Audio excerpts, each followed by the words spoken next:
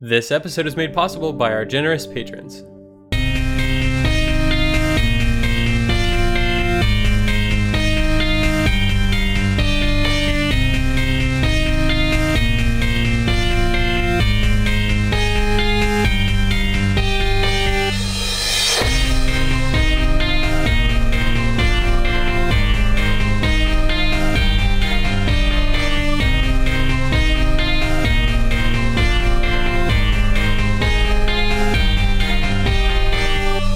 Welcome to episode 102 of the Inktofilm podcast, where we read the book And then see the movie.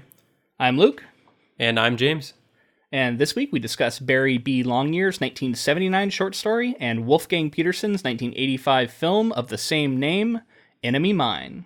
All right, James, so where were you in 1985?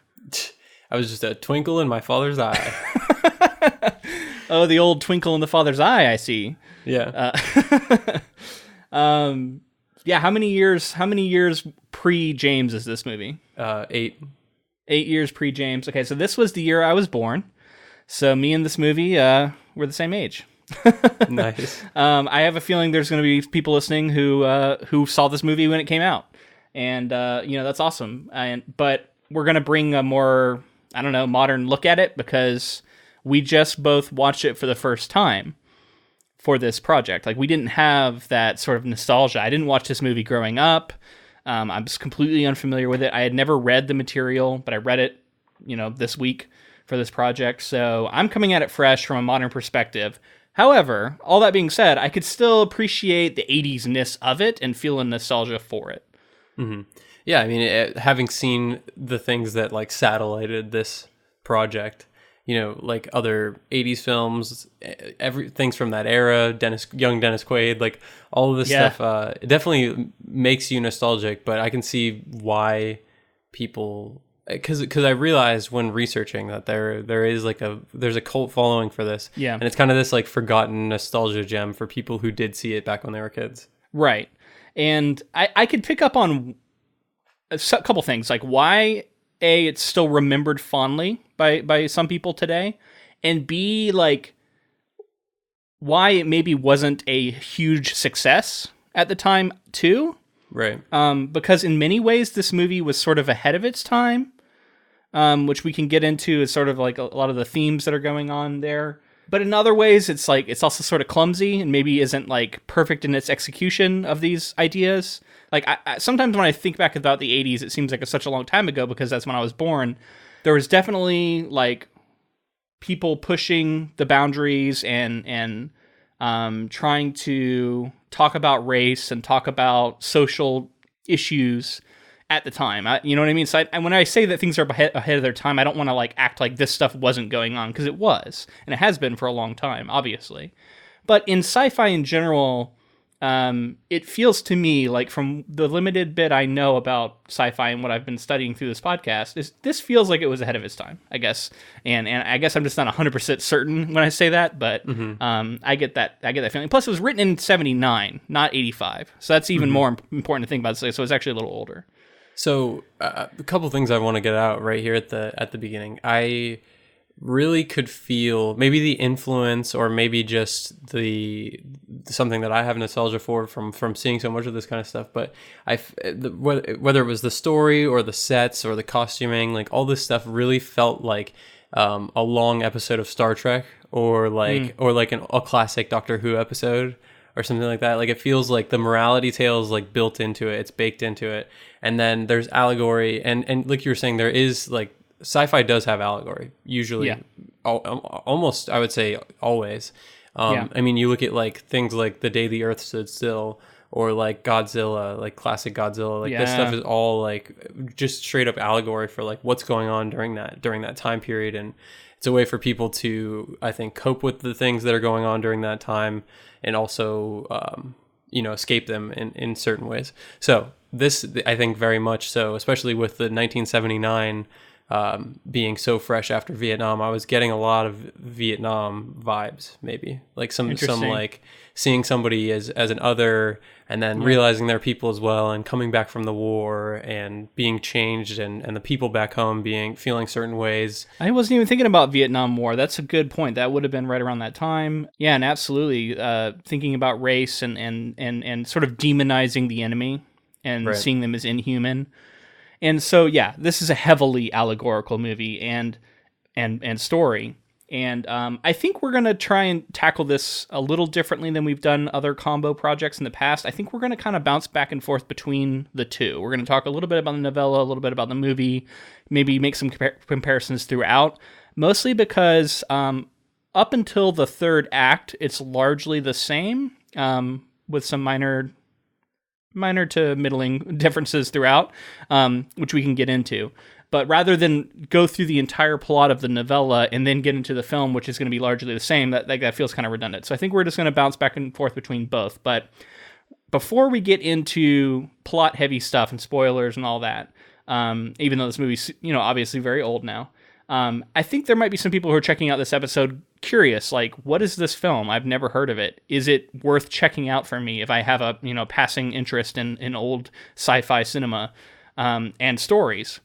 We also want to mention that this project was a listener commission. One of our patrons, Stephen E., earned up enough coins, put them towards this project on our jukebox, and we are covering this because he provided the coins necessary. Yeah, and this is a good example of the kind of stuff you can do with those tokens, because I had no idea that this movie existed, and he was able to commission it, and I had a lot of fun with it, so which we'll get into. But yeah, shout out to Steven. Hopefully you enjoy this coverage. Thanks for commissioning it. I was looking into Wolfgang Petersen's filmography, and I feel like if you're a fan of these other movies, this might be a film that you're interested. So the film's directed by Wolfgang Petersen. He also directed The Neverending Story, which is like another classic 80s film. And that's something we could cover too one of these days. Yeah, that'd be fun. Based off a novel. Yeah, for sure. And that like I was saying, like things that satellite this movie, I didn't even realize that Enemy Mine existed, but The Neverending Story was huge for me growing up. Like I remember watching that a lot when I was really young and being scarred by that scene with the pit. The feel of the world and like the creatures and stuff, and you telling me that he did Neverending Story like totally lines up. Yeah, definitely. And actually I found out that pool where Davidge and Jerry first meet, like kind of where he's like looking over, that set there, that like pond set was used in some Neverending Story shots. Really? So like reused that set. So Neverending Story came after this? It was before. Oh, it was before. Okay, so they reused it for this. 1 year before, yeah. Reused it for Enemy Mine. Just to give you some other Wolfgang Petersen movies really quick, just because I feel like you're familiar. Okay. Das Boot, which was kind of his first one that like kind of blew him up in the States. I've heard of that. I've never seen it. Yeah. But the rest of these I think you'll have seen. Outbreak, Air Force One, The Perfect Storm, Troy, and Poseidon. Wow. Okay, yeah, I think I've seen all of those. Yeah, so he's like, he had a really hot streak in the States, but he's been directing since, long time ago, 1960s or 70s, I think. I just think it's really interesting to track that. So you're giving me background on the movie. Let me give some background on the story before we then give our thoughts on who should read it and who should watch it. So The story that this was based off of was written by Barry B. Longyear, and it was originally published in the September 1979 issue of Asimov's science fiction magazine. It was later collected in a 1998 anthology where he expanded it largely in something called the Author's Cut. And this Author's Cut, I think, is about twice the length.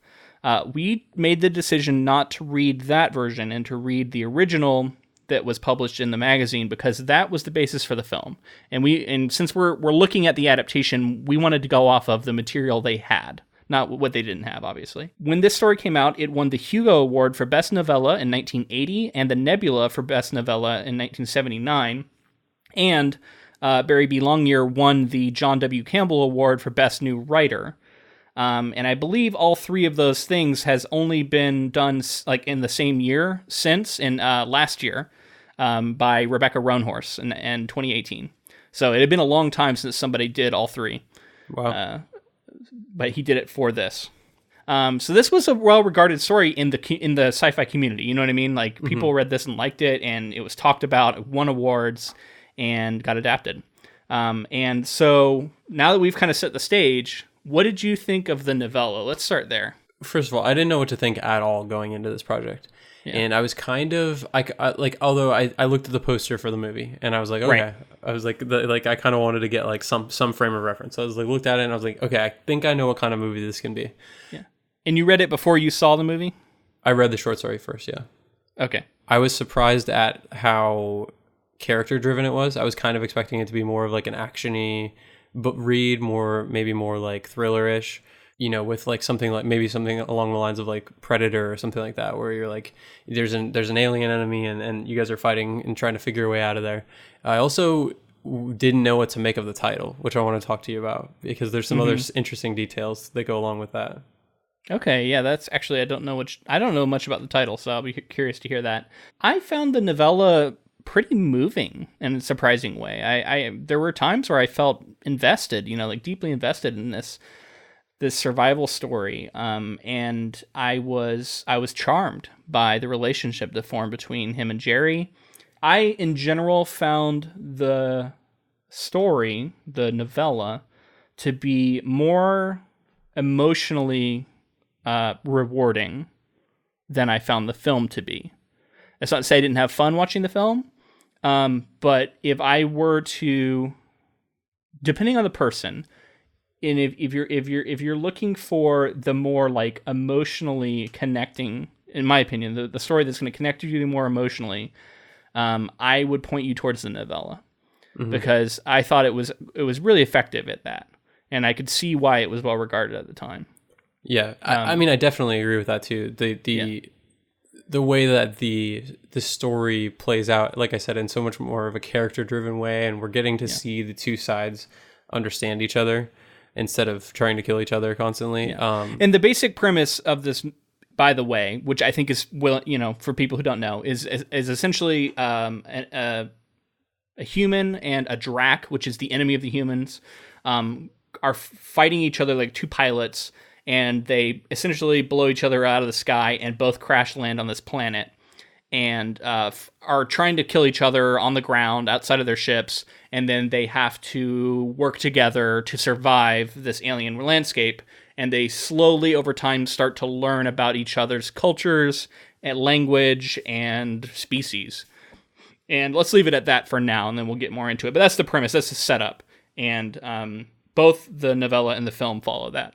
One of the things you were talking about, this story being, or I guess the movie and story being ahead of its time, and the allegories that were being drawn, and just things in general. I was really surprised at the end.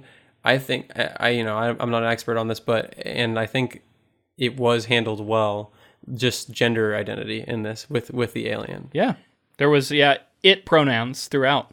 Right, and I was surprised to see that in a story from like 1979, especially with like the growth I think we've seen in society and the community at like identifying gender politics and or I guess lack thereof, the spectrum of gender. I think it was played for laughs in the movie a little bit, but it was also handled fairly well in the movie. Yeah, I agree. I think the tone is subtly different in each version. Mm-hmm. Now, both of them have fun. There's the Mickey Mouse thing, which we can get into more. Well, I guess it's not a huge spoiler. Early on, the Drac throws a insult at the human. Basically, it calls Mickey Mouse a dope, I think, in the movie, and it's a little bit different in the book, but because the Drac, Jerry, has heard that Mickey Mouse is this like great leader or like a source of knowledge or wisdom in the human culture, and that it's a huge insult to insult Mickey Mouse. And then, obviously David just laughs, thinks it's hilarious. And so there's moments of levity, obviously, in both. But I would say in general, yes, the film is lighter for the most part.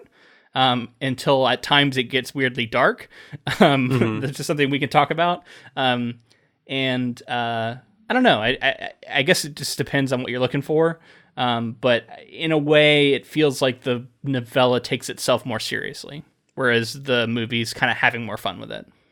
Yeah, I think that's correct. Especially with it being kind of this outlier of a sci-fi film, I feel like, for the 80s. Because it is very, like, the aliens aren't like something you would see in Alien or something like that was coming out around the same time. Like, they're not like creatures they're almost human. They're just like slightly different in race, really. Yeah, and it's fascinating to think about. I mean, there's lots of video essays and things have been written about what aliens mean in our media, right? Mm-hmm. And of course, they can mean a million different things, and often how humanized they are will indicate to you how much you should be trying to empathize with them. And you see something like Alien, 1979's Alien.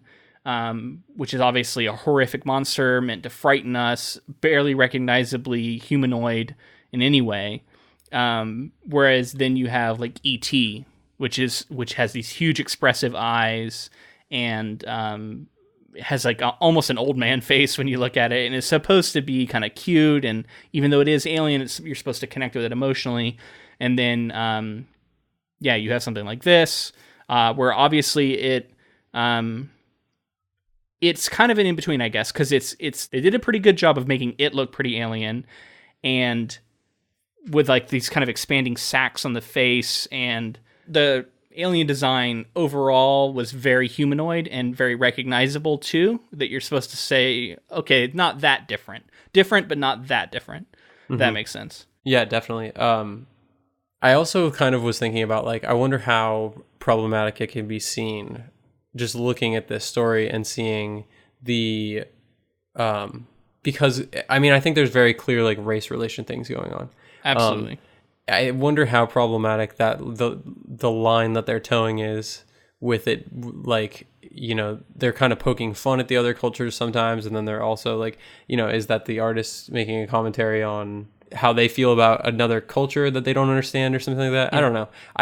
I think that overall it was fun, and I had a good time with it for sure. But it was something I was actively thinking about. Yeah, and I think early on I said something about how I felt like at times it was clumsy, mm-hmm. and it feels more well intentioned than necessarily well executed.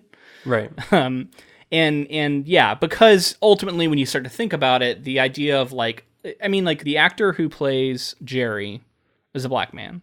Right. And a lot of the Dracs are played by black people. And obviously there's a strong allegory being made here. But you could, I think rightfully so, these days you look at that and roll your eyes and say, like, why can't we just talk about actual black people? Why do we have to make them an alien and tell an allegory about it, so that we can distance ourselves enough from it to recognize that this is like a real problem we deal with? And you rightfully can look at all the human characters. I don't know, maybe I shouldn't say all because I'm not 100% certain, but the vast majority of human characters we see are all white people. So what's going on here? Like, it feels like maybe not good enough, like that kind of stuff. And if this movie came out today, I absolutely think that's incredibly valid. And maybe is valid for this movie at the time as well. But just looking back at like where Sci-Fi was, it feels like I said, clumsy, well-intentioned, and I tend to want to give it a pass because I can see that what it's trying to do, and it's trying to do things that feel valuable or have value and are important, I think. Right.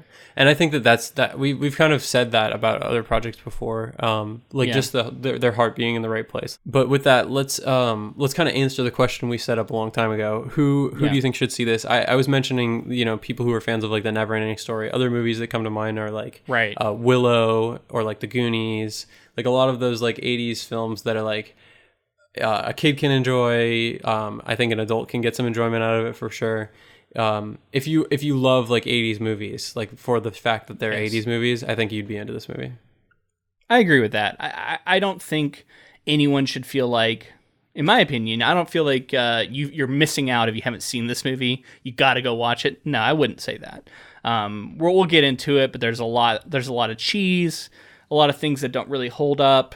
And while this movie was perhaps socially progressive in a lot of ways, I don't think it was scientifically very astute. It played fast and loose with a lot of things.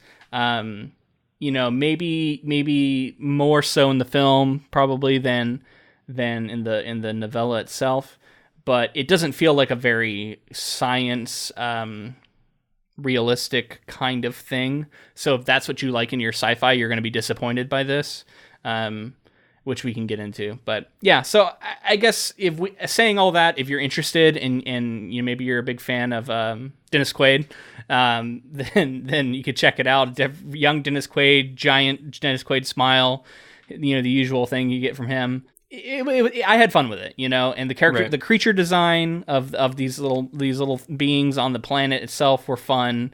I'm right there with you. I'm glad that I've seen this movie because I wasn't even familiar before, and I'm really glad that I've seen it now.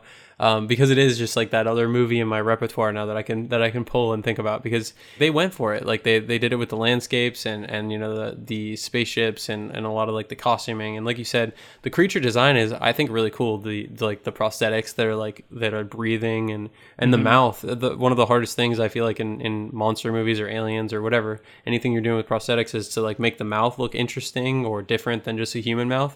And they had this sort of like you could see where the actor's mouth actually was, but the prosthetics around it made it look like it was like a secondary mouth or something. And I thought that looked really cool when they were talking. Agreed. Just fun. I think just fun. Okay, so there you have it. If you're not familiar with Enemy Mine, there's your sort of primer on it. But now we're gonna get into like full spoilers for both novella and film. So in both the novella and in the movie, they crash land on this planet, and they are immediately faced with threatening situations. In the novella, it's these tidal forces, these waves that are crashing and throwing them around. In the movie, it appears to be a meteor shower, which is hilariously done. It looks like it's just dropping flares or something from above camera. Some of the worst meteor effects, honestly. They're pretty bad, but hilarious in their own way. And yet still fun. Like still like, and then the idea, and then the idea that they're going to hide from them by like building a little hut and then getting inside of it, and then that's going to protect you from meteors. Like, yeah, I don't know. It's completely ridiculous. The shells. They're drinking water. They're eating things. They're breathing all this stuff on this planet with no thought to whether or not it's poisonous or if the air is breathable or if the water is actually water. There's no tests. He just assumes that it is. Well, I mean, the alternative is death anyway, right? I guess just starving. Yeah. So he's going for it, and he figured out it was I guess so. It felt in keeping with the tradition of like 50s sci-fi. Now, I haven't seen a lot of that, but I know that it was very much like they land on a planet and they walk around with their helmets off and talk to aliens, and it's fine because like no one really knew a lot about planetary science, or at least if they did, it didn't make it into the movie. And that's kind of how it felt here too. Like, just go with it. It's all fine. Yeah. The shells, I love that there's these but the creatures, by the way, also the creatures are pretty cool, and I could also kind of see the influence of Star Wars with this being a 1985 film, somewhat close to when Star Wars comes out. The creature that comes out of like the little sand trap, the creature that's crawling on the ground and everything. It's very like Star Wars creaturey. The shells, so they start building the hut out of shells. And meteor-proof shells. The meteor-proof shells is so funny because it's not about, it doesn't, I guess they are technically, this is like small meteors from a small meteor shower, but like heaven forbid a big meteor comes along, that's not stopping anything, man. It makes no sense. So I get the idea that like maybe the novella's title stuff is probably going to be way too expensive, right? To try and figure out a way to simulate that on screen. It'd be a nightmare, especially for back then. Yeah, which also made me think of Interstellar. Were you thinking of Interstellar when you read the novella? No, I didn't, actually. That's a good point, though. Yeah, the tidal forces of the black hole and Interstellar pulling on that one planet. That's a good point. They have like a couple, like however much time in between each wave or whatever, and then, it's like impending doom with like massive tidal waves. Yeah. I mean, tidal waves are terrifying. And I could totally see that. I don't know, like it worked for me because I was picturing the planet they were on as being a lot more Earth-like, with like some differences, but maybe, you have snakes. It's like the one creature we really talk about in the novella and not really much of anything else. And these tidal pools, there's rain, and they want to get into shelter for more like normal reasons, like to stay out of the elements, and to they have to get above a certain level to avoid the tidal wave, so they end up going to another island and all this stuff. But that all kind of gets done away with in favor of the meteor shower threat in the movie, which is on the surface kind of silly, but it leads to some of the same kind of situations of them having to bond over their kind of butt heads early and then bond over trying to survive, right? And ultimately, this is a large part of the story is about survival. The actual terrain they were on, I thought was pretty cool looking. Like it's clear that they went to locations to shoot. And I think that's a big deal because otherwise it would have just all looked like, you know, the shots that you could tell they were on a set. If the entire movie was like that, it would have really felt very Star Trek. And I was looking into it a little bit, and this brings up a couple points here. Originally, there was another director who was on this film, and I guess the newly appointed 20th Century Fox production head and producer, Lawrence Gordon, greenlit this film again after hiring Wolfgang Petersen. And Wolfgang Petersen wanted to move it to his native country of West Germany, and so they shot a lot of it in West Germany. And there's like a film museum in Munich now, where a lot of these like some of the sets and costumes and stuff are still kind of shown there today as like an exhibit. So I just thought this funny that like, you know, West Germany has enemy mine memorabilia on display if you wanted to go check that out. And that reminds me a little bit, we kind of glossed over some of the intro stuff where there was actually some interesting sort of like stations sets. You got these the battles in space, definitely very Star Wars reminiscent, or maybe Battlestar Galactica, like that kind of stuff. You know, you got your regular like, you know, laser sounds in space and like all this stuff that doesn't really hold up with science, but very, very nostalgic kind of feeling. I don't know. I thought a lot of those sets were like surprisingly good. And I didn't do a lot of research, but I looked into it and I saw somewhere that they spent $40 million on this movie. Yeah. Which I was kind of shocked to see that, because I was like, where did they spend that money? And then I realized it must have been for a lot of these like station sets, because that's where it looked like a lot of the money was put to me. Well, I think it also goes back to what I was just talking about with the firing of the original director. They'd already shot some. And then Wolfgang Petersen decided to use none of that and start the filming all over again on its own. So that could potentially have inflated the budget a little bit. Yeah, and I saw that it made like 1.9 million in theaters. Well, I looked to make sure, but it made 12 million total domestically. It made 1.6 opening weekend. Opening weekend, yeah. Yeah. You had to be. There were some people pretty upset. I mean, even 12 million is still a lot less than 40. Right. So when you spend $40 million on a movie and it makes 1.9 million opening weekend or whatever, like, you're pretty worried. You're like, fuck, what have we done? Hey, but we're still talking about it today. We are, at least. Yeah. I don't know how many other people are. I did just randomly. So there is a moment in the novella where David remembers the lines, "The worms crawl in, the worms crawl out." Did you catch that? I didn't know. Are you serious? Yes, he does. He's thinking about I think like funerals. Maybe this is when Jerry dies. He's thinking about funerals back at home, and he thinks of the worms crawl in, the worms crawl out. And I was like, oh my god, we just covered Scary Stories to Tell in the Dark, the Hearst song. That's, you know, the start of it. No, not the start of it. That's part of it. I don't know. I just thought that was funny, man. How things connect, like in that weird way, right? That is so weird. And like that just goes to show you that, like we talked about last week, that those stories were like, you know, they were embedded in the society because that was 1979. Yeah. I'm assuming that's referencing the song, right? It has to be from the book. Though, was the book wasn't even out yet? No, no, the book wasn't out yet. It must just so it's referencing just the folklore song.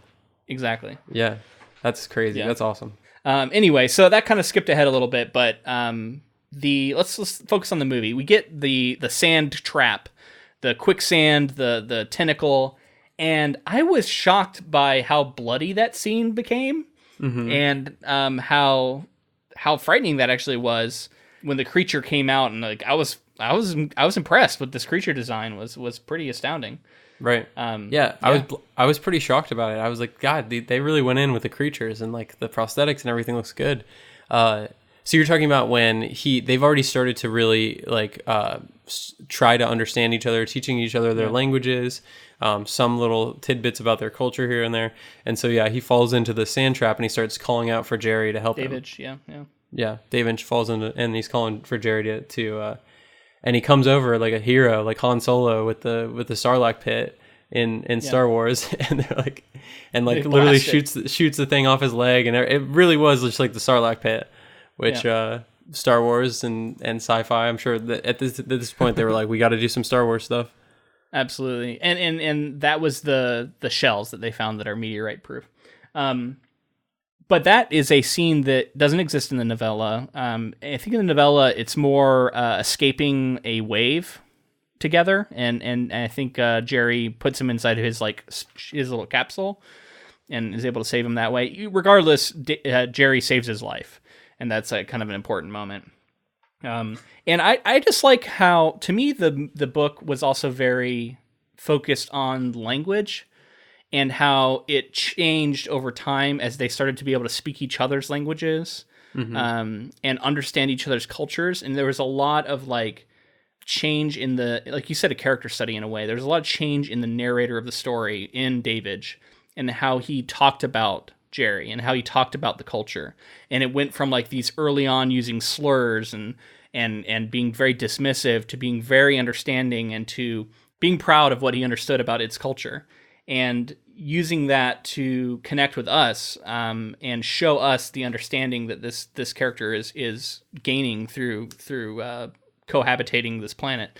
That stuff is all really cool. It feels classic to me, but I had never actually read this kind of story, and I appreciated it. So we talked about it a little bit before, but this idea of asexuality or reproducing, self-reproducing, is brought up in both versions of this story. And I wanted to... did you think that one handled it more than the other? One handled it better? In general, I think the novella handled it better. I think there, like you said, there were at times where it felt kind of like it was being played more for laughs than the movie. But honestly, that's some of the best stuff of the movie, so I don't want to totally downplay it. And if you've only seen the movie and haven't read the novella, which I think a lot of people, that's probably the case, that's probably the thing you like about this movie, right? A lot of people probably really like the way it challenges you, right, with this hermaphrodite character who is able to have a child asexually, like you said, and that it challenges David, and he has to face his own preconceptions. And then, of course, Jerry dies during childbirth, and what was a surprising turn. In both the book and the movie. Now, I read it first in the book, so it was more surprising to me there. But I was surprised. I thought this was leading to a path of eventually they're going to be rescued, and then what's it going to look like now that they're best buds?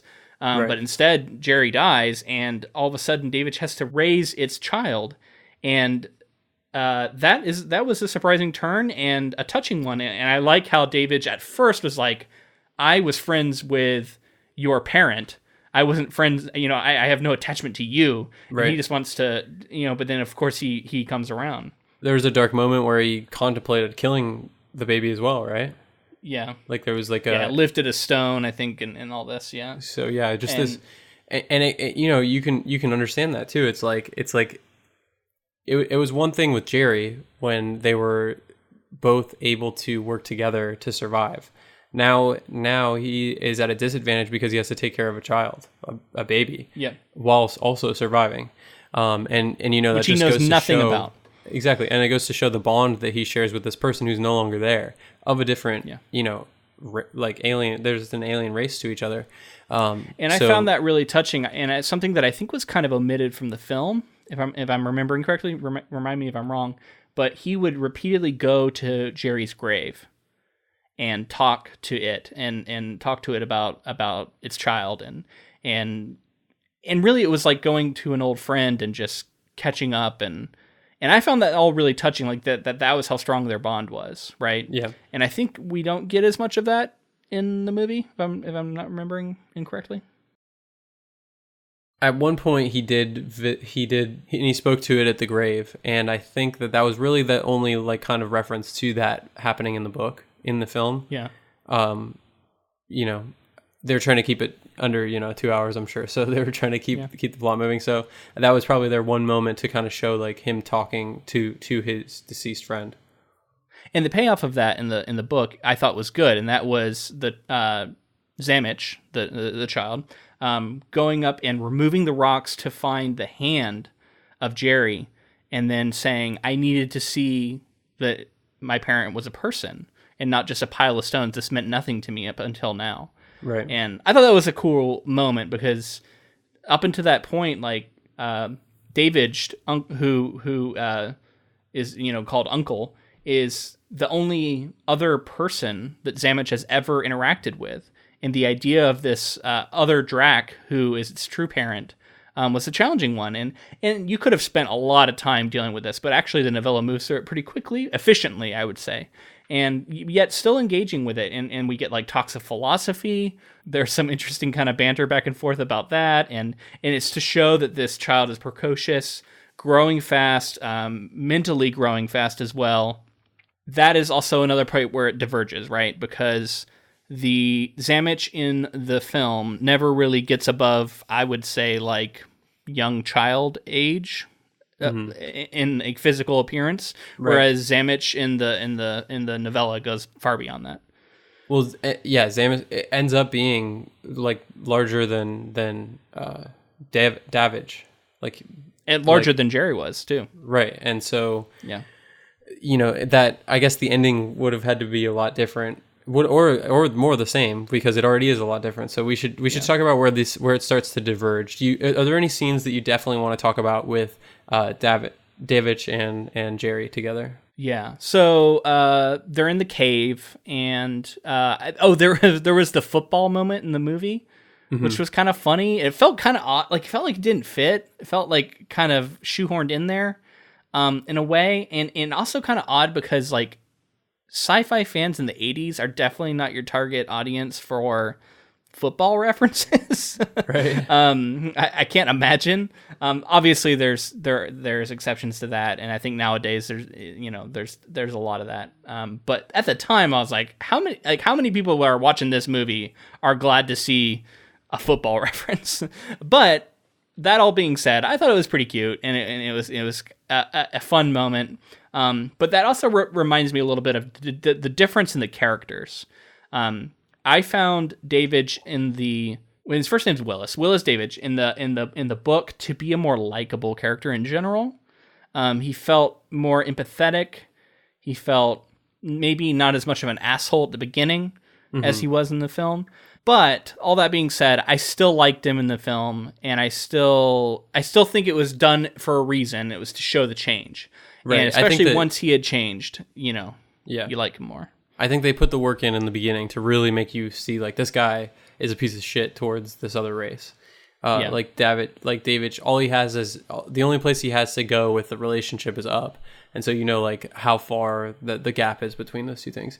The scenes in both the book and the movie that kind of meant the most to me was this passing on of like their culture's like morality, or like the way that it was like a sacred bond to pass from teacher to student, and passing on of the Talman, and really just the lineage was a big deal. And I think it has a better payoff in the novella.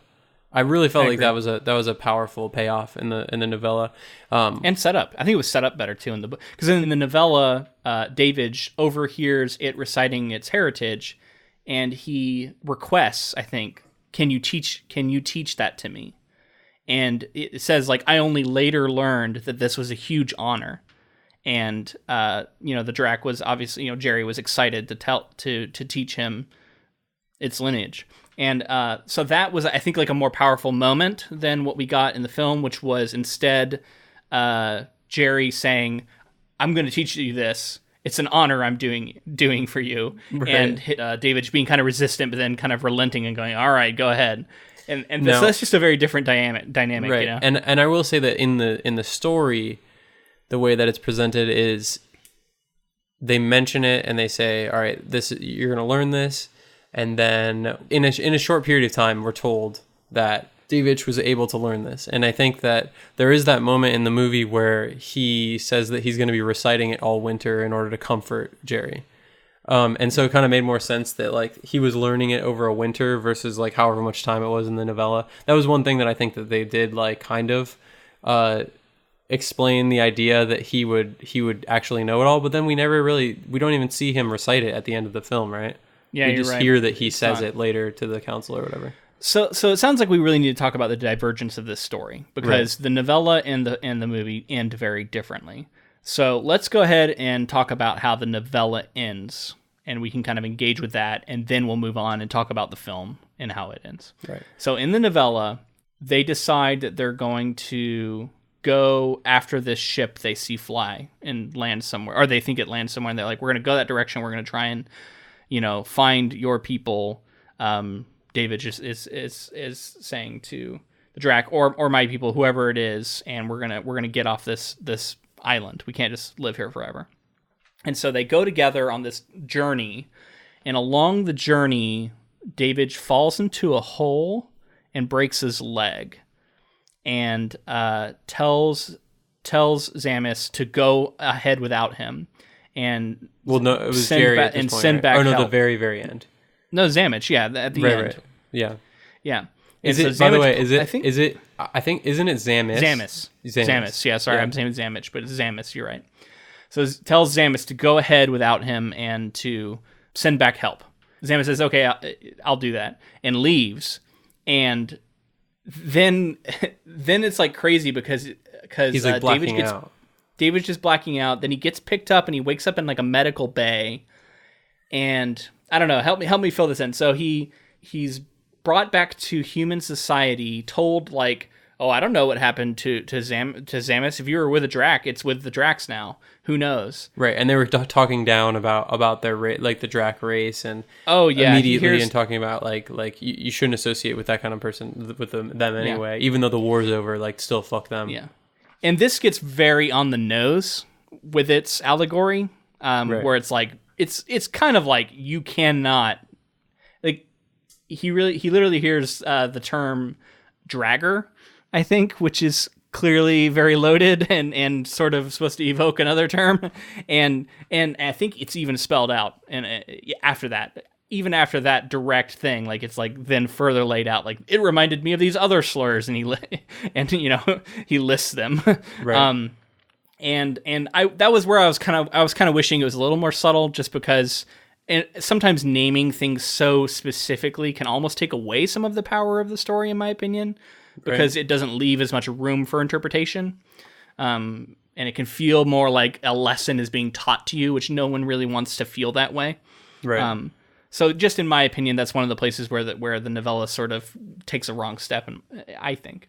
But regardless, this winds up in...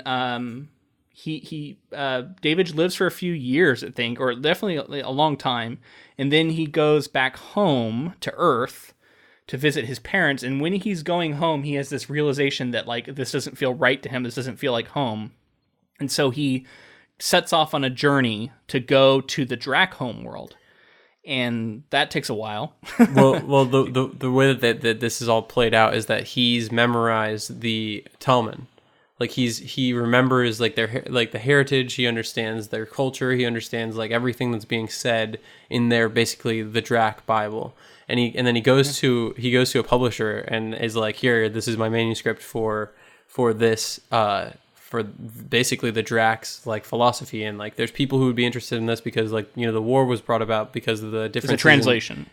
The differences in ideology. Yeah, sorry. It's also it's translated from Drac, so nobody other than him could have done that.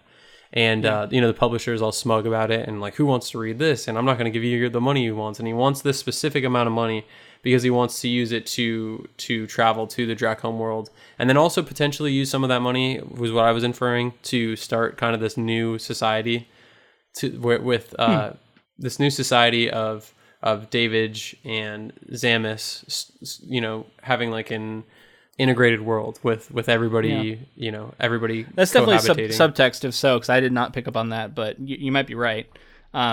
Regardless, he is able to take a journey to the Drac homeworld, where he finally is able to meet the parent of Jerry and the family, which is apparently a very powerful family. And he's dismissed at first, but then when he offers to recite the lineage of the family, he's allowed to do so. And then that's the payoff moment where he recites this like 200-year-old or something lineage with all these different generations, 200 generations old. And by the time he's done, like everyone there is like taking a knee and like is in awe of his ability to do this. And that's a cool payoff for that moment. Yeah, and another important kind of facet of that is that because this is a powerful family, with Jerry passing away, that's the ending of their powerful family. They don't believe that Jerry has passed on the lineage. And so they think that it's all for nothing and it's all ended at this point. And, you know, he's bringing up Zamis and saying that Zamis is the offspring of Jerry. And yet these people are like, no, you're trying to sully our name, get out of here. And then, so that's when the payoff comes through. He says all of this, and then they're all on his side at that point, and he's able to convince them to all go figure out what's going on. Where is Zamis? Because he's kind of missing. Yeah.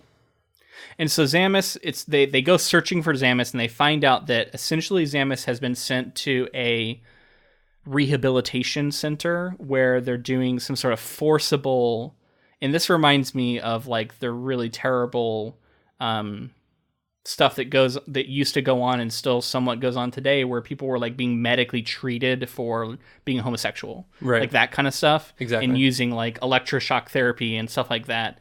And it's essentially that for being a human lover. Right. And Zamis was considered too shameful to be brought home because of its affection for humans. And so it's in this place where it's being treated, and they have to go in and like threaten people and just to get Zamis out of there. And they finally do. Zamis at first doesn't even remember Davidge, but then eventually comes around and does have some memories. And then the novella ends pretty quickly after that with sort of a denouement of they go back to the original alien planet to form a colony, kind of like you said, there where they can sort of live in harmony. But then David actually goes out to live in the cave, the original cave, and he is sent the offspring of Zamis to raise. And he becomes kind of like an elder, like a village elder or something, to pass on this wisdom. And he lives essentially as a hermit. And I don't know, the war is technically over in the novella, but it doesn't seem like there's a huge amount of like racial progress being made between humans and Drac, and from what my estimation of it. So I didn't really read it that way. What I was reading was they wanted to duplicate the experience of what Jerry and Zamis went through in order to kind of continue that legacy, or continue whatever happened, whatever the relationship that was formed there. They want that to continue in the species of Drac, like going forward. So they want like them to be born into human companions, kind of. No, and I agree. I think that was the goal. I think it's just Zamis's family line, Jerry's family line, that went there, and they're kind of social outcasts from the Drac as well. Okay. So I guess like the actual effectiveness of this, I don't know, but I do believe that was the goal. Right. And I don't know. I kind of felt like that like hopefully other humans would come and join the Drac there as well, and it would become like, you know, like I was saying, like integrated both races. But yeah, maybe that's just me drawing parallels or drawing conclusions.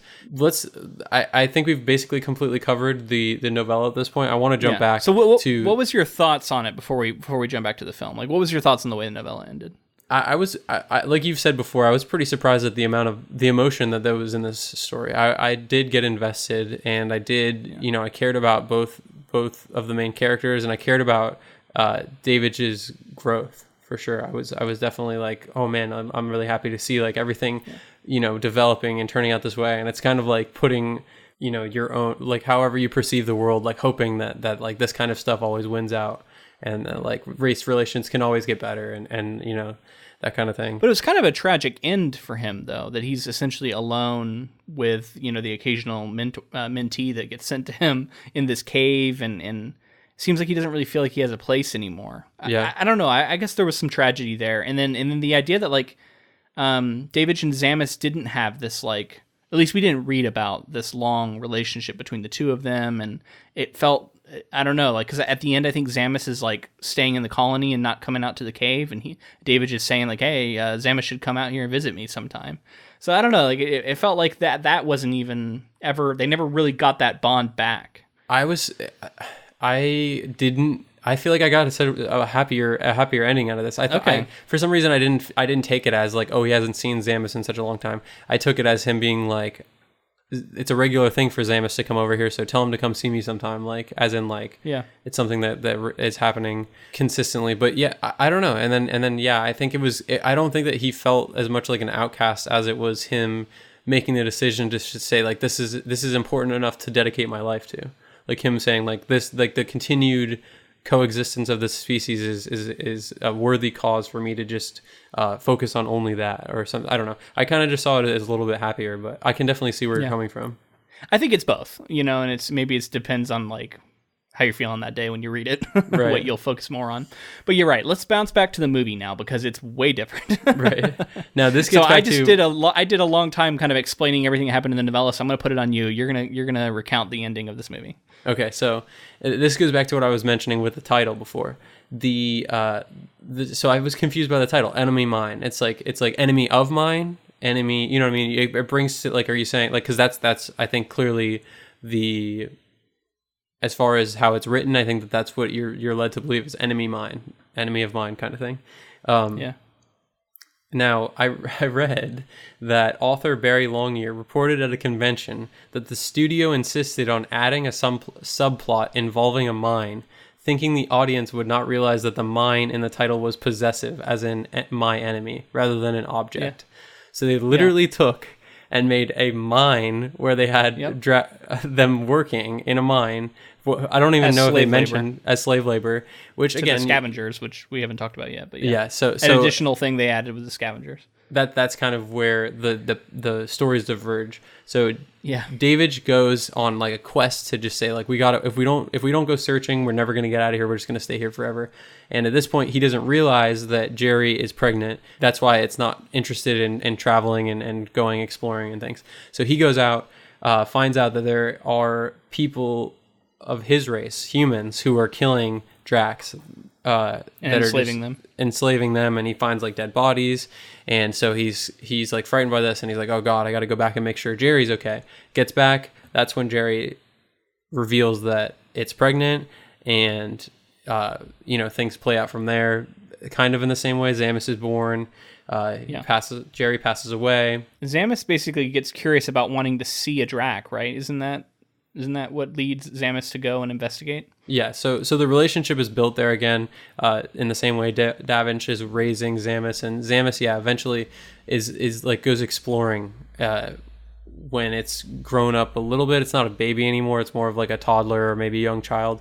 Goes out exploring. It goes out exploring, and then runs into some of these scavengers, and the scavengers are attacking it, and then Davinch, and one of them is a former replicant from Blade Runner, right? Isn't that one guy? Yeah, he was like the first replicant that we see.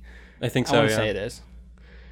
Yeah, I didn't look into that. The other guy looked so much like Stephen Dorff that I thought it was him too, and then I was like, "There's no way," because this movie came out in '85. He would have been way too young, but he looked a lot like Stephen Dorff, the other thug that he encounters, the other raider.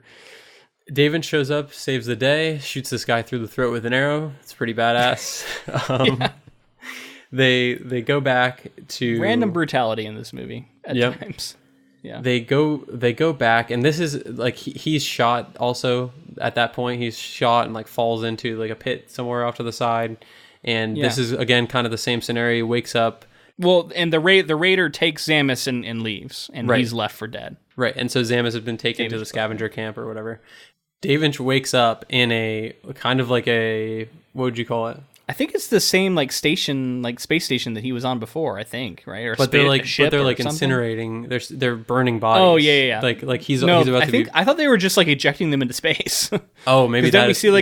Didn't we see like a wreath floating through space when we first start coming up to I think they're just, and it's actually kind of like a darkly comical, I think it's supposed to be, moment of like they're playing a recording of whatever like religious appropriate song is available, and then like the one body comes up and it's agnostic, so they're like no song, and they just eject it. But each time it also gets ejected with a wreath that is in like a stack and just gets like auto sent.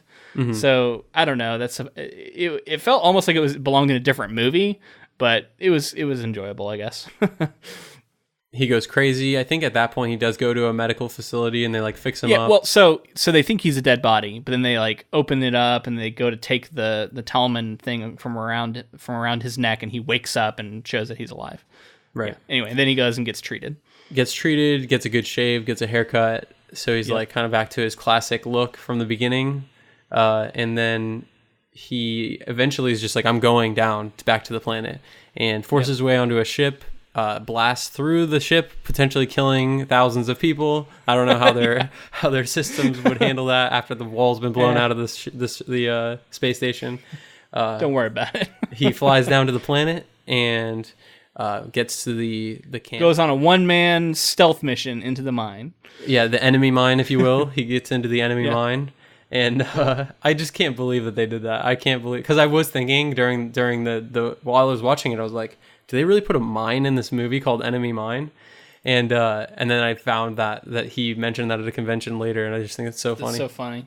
And you know what this like strongly reminded me of? What's that? 1984's Indiana Jones and the Temple of Doom. Okay, I can kind of see it. Yeah. With the mine carts and the fight amongst the the moving parts and everything, and I don't know. There's a guy with a whip. Yeah, one guy gets thrown into like the thing that like crushes him, and like it's a rock crusher. That's a pretty brutal moment, right? Like I said, there's moments of like some like fairly brutal violence, and this was before PG-13 was a thing, I believe. But were they still doing like rated R versus PG at the time? I don't really remember. And if so, what was this movie rated? I don't know if this was before PG-13. I'm gonna have to look and check. Because didn't PG-13 basically come out with Jurassic Park? Isn't that what we talked about? Or am I completely misremembering? The first thing that pops up is July 1st, 1984, PG-13 was introduced for 1984's John Milius war film Red Dawn. Oh, okay. Yeah. So I thought that was a Spielberg thing. I thought it was like connected to Spielberg. I also just found something that says Indiana Jones and the Temple of Doom created PG-13 rating, so maybe there's conflicting reports. That's what I heard. That's what I had heard. Okay, so I got the movie wrong. I thought it was Jurassic Park, but it was earlier than that. It was Temple of Doom. That's funny, which made me think of this movie. But I'm seeing conflicting reports. I've seen multiple things say Red Dawn, and some other things say, looking back at the two movies that made PG-13, hold on. Temple of Doom. I'm seeing Temple of Doom and Gremlins here, so yeah. Somewhere in there, the rating system was being like retrofitted. Okay, and I'm seeing that this movie is rated PG-13, although I don't know if it was at the time or if that happened later. But this was a PG-13 movie. So yeah, but like something like Spaceballs is one that I always look at that's like rated PG, I think, and it's like there's no way that should be rated PG. I've actually never watched all of Spaceballs. I've seen clips, but I've never seen the whole thing. Yeah, it's a good one. It's a classic Mel Brooks comedy. I think you'd like it. So tell us what happens at the mine. So in the mine, he finds Zamus eventually. After he kills a couple dudes. After killing people, yeah. Well, is it before? Actually, but even before that, he's in the mine and kills some people and kind of meets with the other Drac who are like enslaved there, and they kind of say like, Zamus has told us about you. We know that you're on our side. Let's get the hell out of here. You're the uncle. And so he eventually finds Zamus, and Zamus is like a limp body, and in the floor, like in a floor prison of some kind, and it's pretty dark. And then the guy whose brother he shot the arrow through. Yeah, the poorly developed villain of this movie shows up. He's got a scratch on his face now, so we remember who he is that Zamus gave him. Yep. Yeah. And he's like holding a rag doll. You can clearly see that it's a dummy that he's like wielding as Zamus. Running around with. Yeah. It's great. Yeah. He's up on top. He's like talking about how he's going to kill Zamus, and this fight is so bonkers in so many ways, and I don't know. This guy I feel like he plays this sort of 80s villain in like every movie he's in. Mm-hmm. And then they just have this elaborate I don't know. They like It's just go a into weird fight. He's like trying to put the limp like dummy body that I'm talking about into like some smelting thing, like some sort of like lava, liquid like or liquid, lava. Who knows? liquid rock, whatever it is. They have like being poured and stuff, and he keeps trying to put the body in there, and then Davich is like taking him out, and then they're both in there, and then one of them's in there, and then eventually he flips the villain here into the vat of molten rock or lava, and his or metal, flesh boils off of his skeleton. Yes. Yeah, super 80s. It's just fun. I mean, all in all, it's like it's just a fun time. It's a very but if you think about it, like the thing we just described is very like action movie. It's very like there's people getting shot, there's people getting killed. It's a savior. It's David just coming back and saving the day and getting revenge and hurrah, right kind of moment. And that's very different from the novella, because we don't get any of that. It's more of a contemplative. He comes and he uses his knowledge of the It's an intellectual victory, and like it's an intellectual victory, right? Yeah, and like his appreciation for the culture leads him to be successful in finding Zamis and saving Zamis at this, and it's very different, right? That's all scrapped, and instead we got a big showdown. We get someone getting thrown into a vat of molten metal and all that instead. Ultimately, it just is fun to watch like campy stuff sometimes. Like, and that's what I would say that this ends up sometimes in campy realm, and I like that. It's just fun. Yeah. And it's not to say that it's bad. It's just if you were, I could see that if you were a big fan of the novella before you saw this, you might have been pretty disappointed though, because it's like, oh man, they took it and they made it into this other thing. Yeah, but so much of that is like still done today. Like the third act of things is just turned into like a cluster fuck of craziness going on, and like it's just to, like, they wanted something for the trailer. Or they want audiences to walk out having been like, how that was crazy at the end there. Like that third act was memorable because it was crazy. And it, like, the contemplative ones aren't necessarily the ones that always stick with general audience, I would say. Well, and this was an era where sci-fi tended to be more like that. There wasn't a lot of the like more like character focused, sci-fi films coming out. Mm-hmm. Not a lot of it, at least. And it was a lot more of the like flashy Star Wars action scenes. We want all of that. Ultimately, it does technically end in the same place. He saves Zamis, and they Zamis remembers him, and then they're able to go to the home planet, and there's like a ceremony of sorts, ceremony moment with the council, and I think it's shown that Zamis will be continuing on its legacy and the legacy of its powerful family. So they kind of end in the same spot, technically. Yeah. Technically, I suppose. They arrived there very different ways. But yeah, I had the same kind of takeaway. It was fun. I enjoyed watching it. Definitely campy, definitely cheesy. You got big kind of Muppet monsters, which are kind of fun, just like Neverending Story. And yeah, like I said at the beginning, I'm glad that Stephen E. was able to commission this because it ended up being pretty enjoyable, and I feel like I understand a little bit more about sci-fi history now. I have seen this fairly obscure sci-fi movie from the 80s, which was fun. So I don't know, it was a good experience, and it was definitely cool. Yeah, and like with things like Stranger Things being so popular right now, everybody's all in, like they're very like in tune to the 80s nostalgia and everything. Yeah. And now when they eventually do an Enemy Mine reference in season 4 of Stranger Things, we'll be ready for it. And man, I wanted to comb back through like Ready Player One and say like, did Ernest Cline ever mention Enemy Mine? I just didn't know what it was. Right. He totally might have. Yeah. But yeah, so thanks to Steven for commissioning this one, because I wouldn't have known anything about it without that. And it's a cool little movie to have in my repertoire now. And some people on our Instagram were actually commenting about how they felt like this was a timely movie, and like it actually holds up, and I can see why, and I agree that it's unfortunate that you would look at a movie that is like fairly heavy-handed with its allegory about like understanding your enemy and understanding another race and another type of being, and finding common ground, and realizing that dehumanizing and demonizing the other is bad, and that if you're actually faced with them, and that you can find common ground and you can find peace, and Like, these shouldn't be challenging subjects today in the year 2019. This shouldn't be something that is still something that needs to be discussed, but yeah, sadly it is. And, you know, maybe heavy-handed allegory has a place, I guess. I don't know. It's wild to me that this isn't something that we can just look back at it and laugh and go, haha, people used to think that. Yeah. But it's still going on. It's really unfortunate. Yeah. All right, man. This has been a fun experience. We are going to try something a little different next week. But I'm going to wait, and we're going to reveal next week's project at the very end of the episode, so stay tuned for that. It's something a little unusual. So we mentioned Stephen E. He's one of our patrons, and if you wanted to become a patron, go to patreon.com/inktofilm. And we have multiple tiers that you can look at. We appreciate any support that you can give. Yeah, and there's bonus episodes. There is the Council of Inklings where we talk about stuff as well. So if you wanted to connect with us, you can do that on Facebook, Twitter, or Instagram. Our Council of Inklings, like I just mentioned, is on Facebook. Definitely join that and get updates about what we're going to be covering. There's some polls that we put in there sometimes about potential upcoming projects, and as I mentioned, the Patreon stuff.